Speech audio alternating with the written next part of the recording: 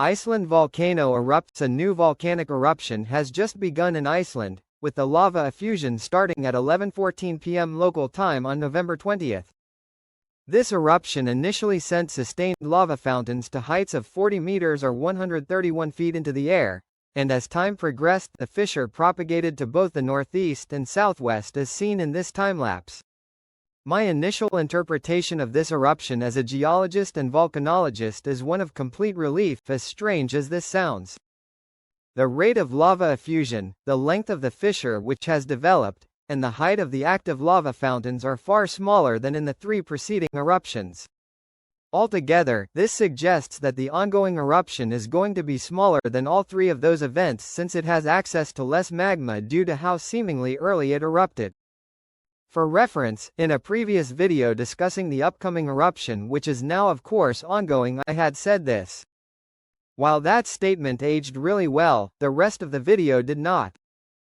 I want to apologize for the concerns I gave in that video regarding a 10% chance of severe damage occurring to the town of Grindavik, as that was only meant to apply if and only if the next eruption began during either the last week of December 2024 or first week of January 2025.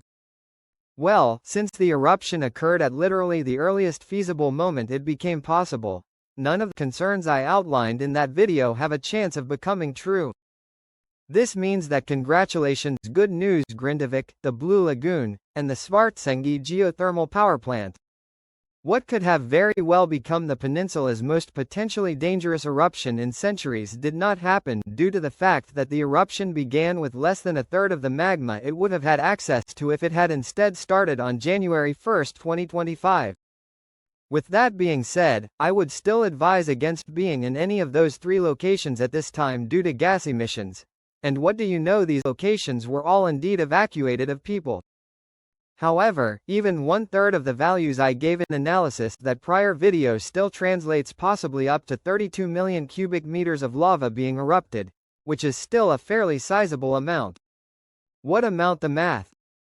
By multiplying the length of the fissure which erupts at the Reykjanes volcano in meters by 12,218.013, you get a presently decent idea of how much lava in cubic meters will end up erupting. Based on the current fissure length, lava and a road as this could change, that equates to 25.841 million cubic meters of lava. While the eruptive rate likely peaked at around 1,150 cubic meters per second, it is already declining. Nevertheless, lava is dominantly advancing towards the west, specifically towards, you guessed it, the same road covered by three prior eruptions. It is likely only a matter of time before it is partially covered a fourth time.